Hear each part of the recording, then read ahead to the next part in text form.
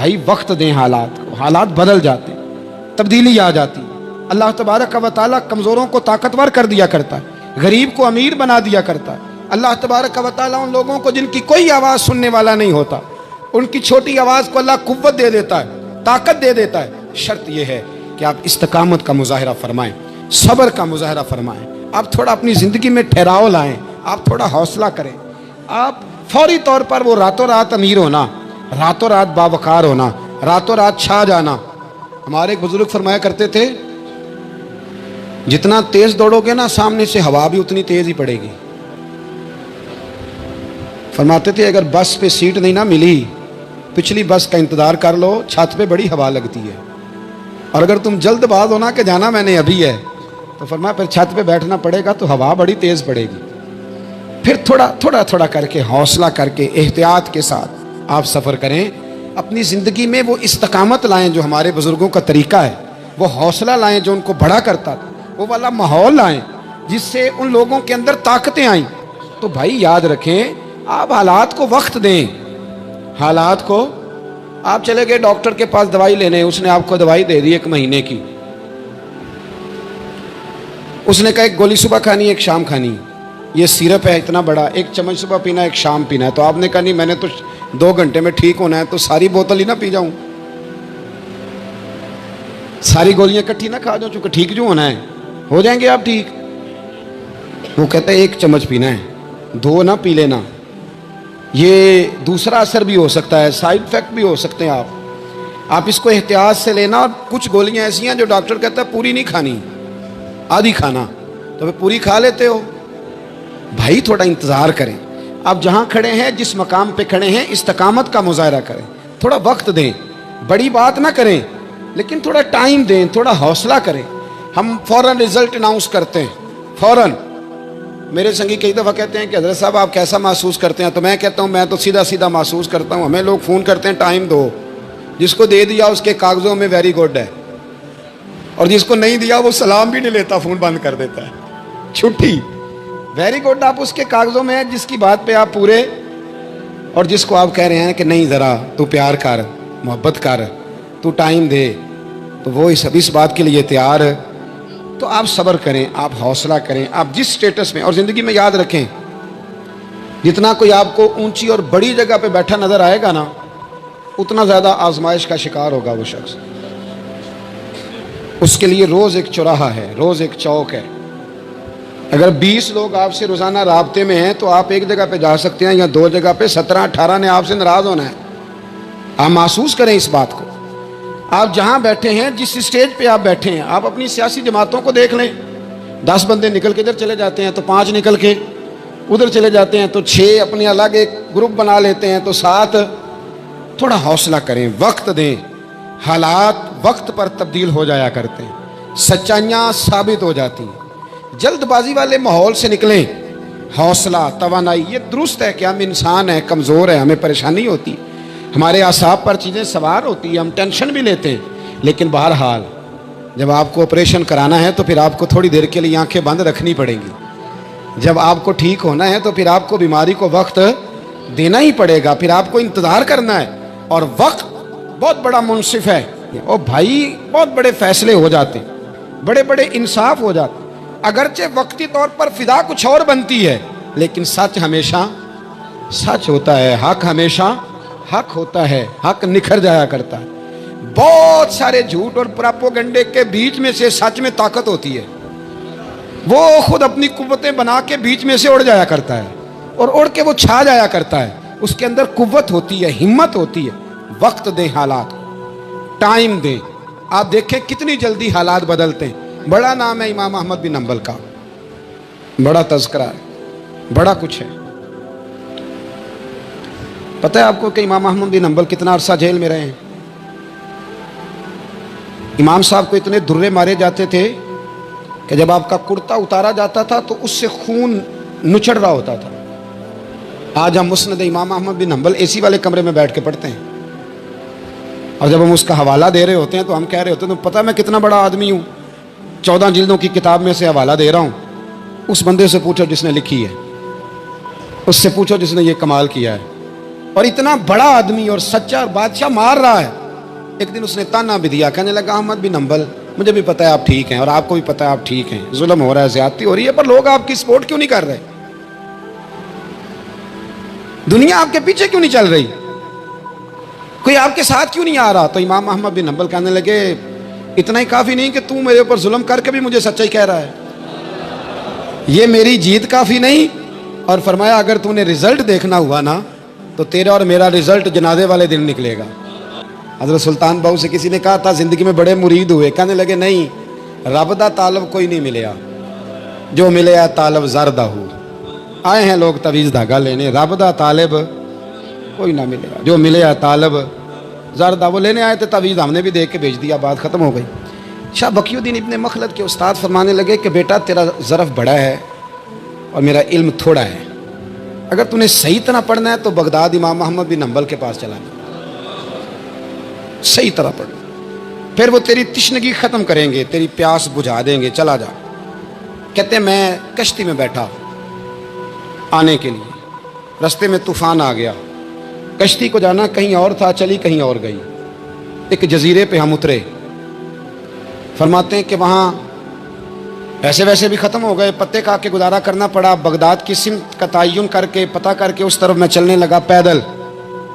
ہمارا بچہ ماشاءاللہ سے جو ابا جی سے پورے پیسے لے کے جاتا ہے نا پڑھنے کے لیے, اس کا بھی پورا پریشر ہوتا ہے ابا جی کے, آپ کو پتہ نہیں میں پڑھائی کر رہا ہوں, حالانکہ بعد میں پیسے سارے اپنے اکاؤنٹ میں جمع کراتا ہے, ابا جی کو دیتا, لیکن پریشر کریٹ کرتا ہے کہ میں تعلیم حاصل کر رہا ہوں آپ کے حکم پر, لہذا آپ میرا احسان مانیں, معاذ اللہ تعالی.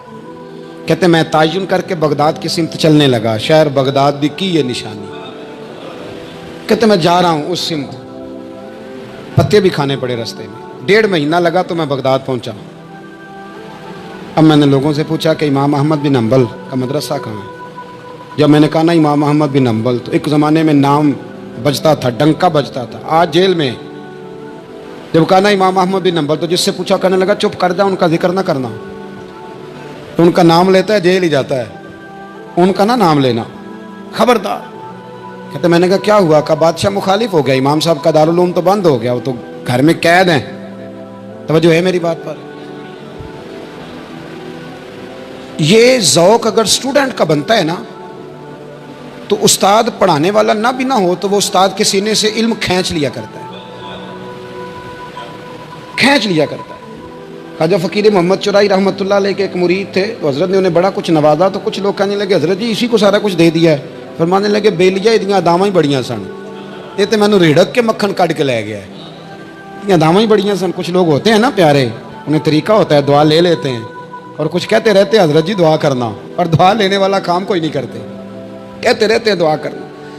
کہتے میں, لوگوں نے کہا کہ وہ مدرسہ بند ہے آپ کہاں جائیں گے؟ تو میں نے کہا میں کہیں بھی جاؤں, کوئی ذریعہ حضرت تک پہنچنے کا, کوئی ذریعہ نہیں. ان کے گھر کو بادشاہ نے سب جیل بنا دیا, سپاہی دروازے پہ کھڑے.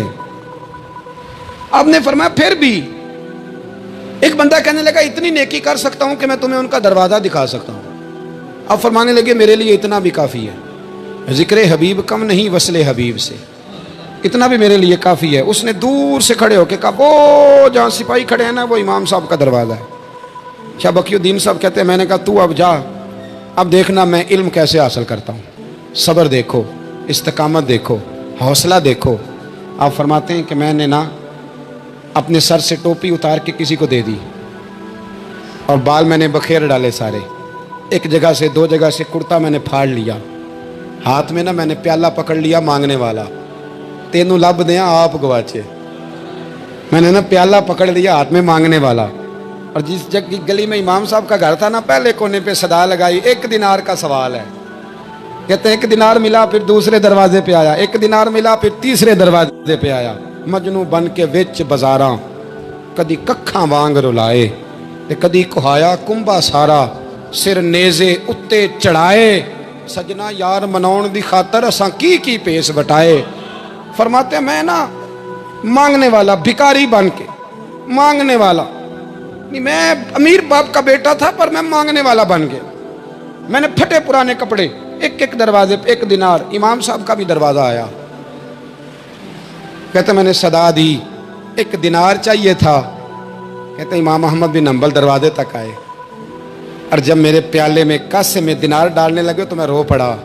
میں نے کہا میرے محبوب کریم کی حدیثوں کے وارث اور جانشین، میں تو کہاں سے چلا ہوں، تجھ سے حدیث سیکھنے آیا ہوں، مجھے خیرات نہ دے، مجھے میرے مصطفیٰ کی 2 حدیثیں پڑھا دے.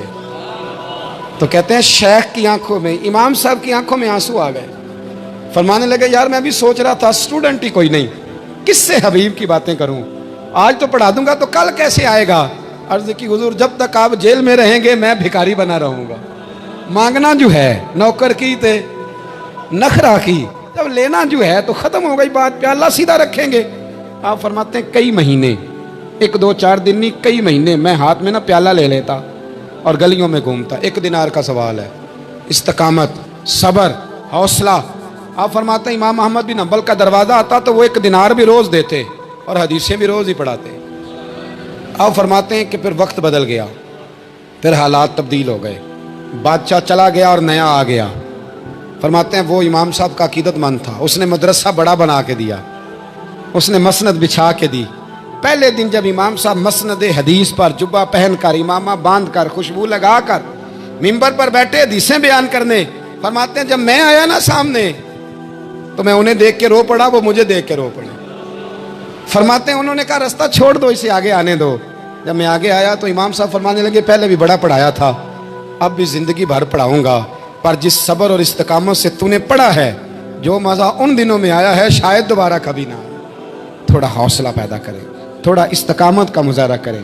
تھوڑا سا نا وہ حضرت خواجہ نظام الدین صاحب سے ایک شخص نے آ کے کہا تھا میرا پیر کامل نہیں تو میں نے بدلنا ہے. فرمایا شریک کباہت تو کوئی نہیں؟ کہنے لگا نہیں. تو آپ فرمانے لگے تو اللہ کی رضا کے لیے خدمت کر، ہو سکتا ہے تیری خدمت کی برکت سے اللہ اسے کامل کر دے، اللہ کامل بنا دے، تیری برکت سے ہی کامل ہو جائے. تھوڑا استقامت کا ماحول بنائیں. میں اس زمانے میں جو سب سے زیادہ کمزوری محسوس کرتا ہوں لوگوں کے اندر، یہ ہے کہ تدبر نہیں، حوصلہ نہیں. ایک بت ہوتا ہے میری ذات کا جس سے میں ساری زندگی باہر نہیں نکل پاتا. میں کہتا ہوں جو میں کہہ رہا ہوں وہ ہونا چاہیے، جو میں چاہ رہا ہوں وہ ہونا چاہیے، جو میری خواہش ہے وہ ہونا چاہیے. ایسا نہیں ہوگا. خواہشیں آپ کریں گے، چاہتے آپ کریں گے، پر پوری اللہ اپنی حکمت سے کرے گا. پورا اللہ اپنی. میرے نبی کریم علیہ السلام نے ایک دعا مانگی تھی، اللہ میری امت لڑے نہ. تو رب کریم نے کہا محبوب یہ دعا مجھ سے مانگے ہی نہ. اس میں بھی اس کی حکمت ہے کہ آپ کو حق پہچاننا ہے. خدا را اللہ پہ چھوڑیں. ہم بڑے بے حوصلہ ہیں، ہم بڑے کمزور ہیں، ہمیں تو اللہ تعالیٰ خیر کرے. اب تو زمانے میں جو دوائی سب سے زیادہ بکنی چاہیے وہ وہم کی دوائی ہے، وہ سب سے زیادہ بکنی چاہیے. ہر چوتھا آدمی اس وہم کا شکار ہے کہ جانے کیا ہو جائے گا. کچھ بھی نہیں ہوگا، وہی ہوگا جو منظور ہے. آپ کو تو ماشاءاللہ یاد ہے، وہی ہوگا جو منظور ہے. کچھ چیزیں اللہ رسول پہ چھوڑیں، صبر کے ساتھ، استقامت کے ساتھ. ایک بات میں نے شروع میں کی تھی، پھر دہراتا ہوں آخر پہ.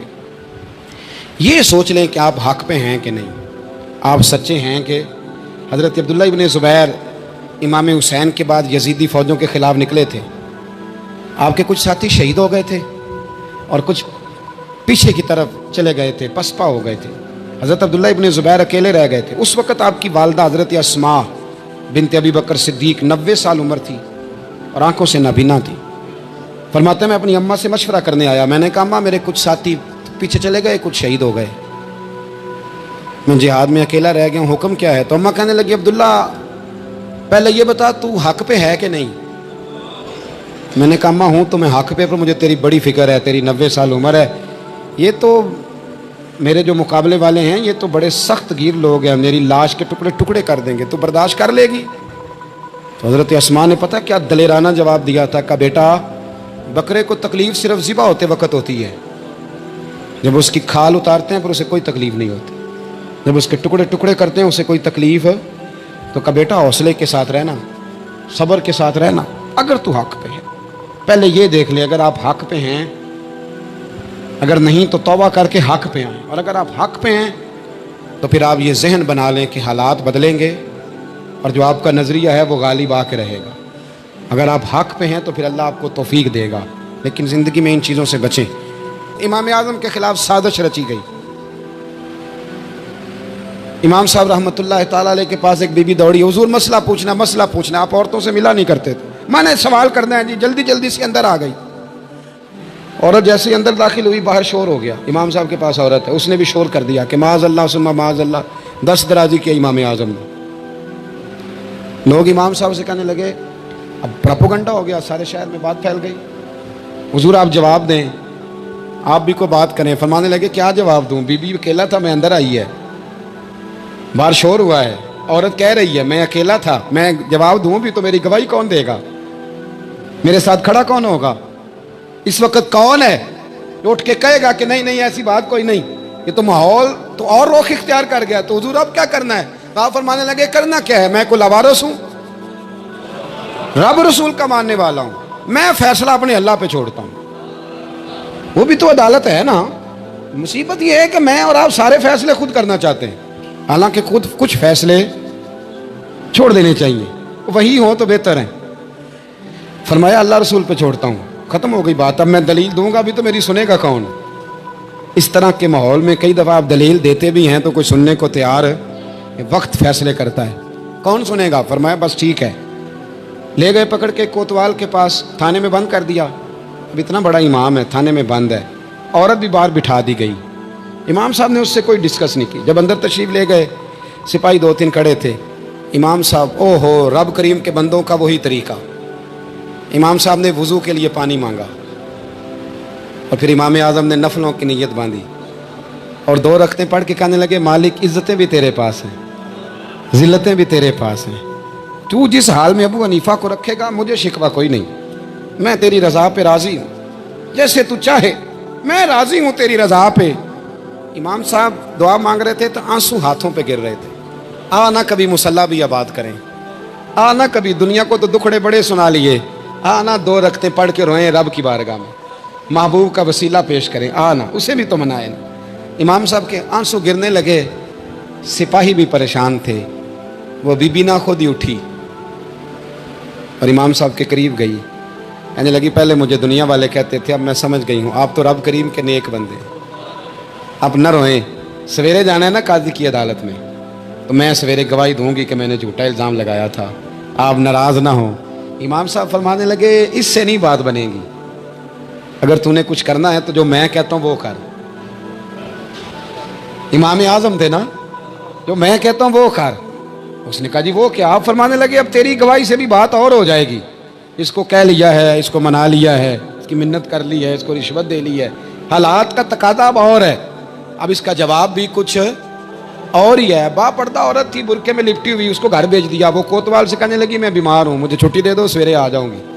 مدعی مقدمہ تو میں ہوا, مدعی کو تھوڑی کوئی باندھ کے رکھے گا. خاتون گھر چلی گئی. صبح قاضی کی عدالت میں مقدمہ لگا. امام صاحب رحمۃ اللہ علیہ کٹہرے میں کھڑے ہیں. یار بڑا مشکل ہوتا ہے معزز آدمی کا کٹہرے میں کھڑا ہونا, لیکن مخلوق تو فنکار ہے اس درجہ کے پل بھر میں. یہ سنگے در کعبہ سے بھی اسنام تراشے, تم کون ہو کیا چیز ہے داغے کبابی. لوگوں نے تو مریم پہ بھی الزام تراشے. یہ نہیں نا باز آتے لوگ, پھر مرضی ہے نا ہونا, کٹہرے میں کھڑا ہونا پڑ ہی جاتا ہے. کٹہرے میں کھڑے ہیں امام اعظم. تو قاضی پوچھتا ہے آپ کی بڑی قدر ہے, بڑی اہمیت ہے, تو آپ اس عورت کے بارے میں کیا کہتے ہیں. تو امام صاحب فرمانے لگے یہ جو کہہ رہی ہے اس سے پوچھ لیں. وہ خود خاتون کہنے لگی میرا امام صاحب سے تعلق ہے. آپ فرمانے لگے ٹھیک کہتی ہے.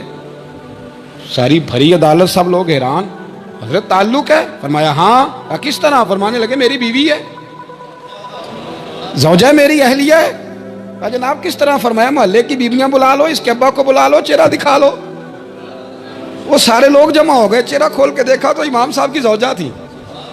امام صاحب نے اس خاتون کو کہہ کے بھیجا تھا کہ یہی برقع میری بیوی کو دے کے سویرے بھیج دینا, یہی والا برقع جو تو نے پہنا ہے, اب گھر جا اور میری اہلیہ کو یہ برقع دے کے بھیج دینا. وہ برقع دے کے اس نے بھیج دیا. جب امام صاحب رحمۃ اللہ علیہ کی اہلیہ ثابت ہو گئی کہ یہ تو امام صاحب کی اہلیہ ہیں جو کھڑی ہیں, اب وہ جو سازش رچنے والے تھے وہ دائیں بائیں دیکھ رہے تھے. تو امام صاحب نے ایک بات کی جو بڑی شاندار ہے.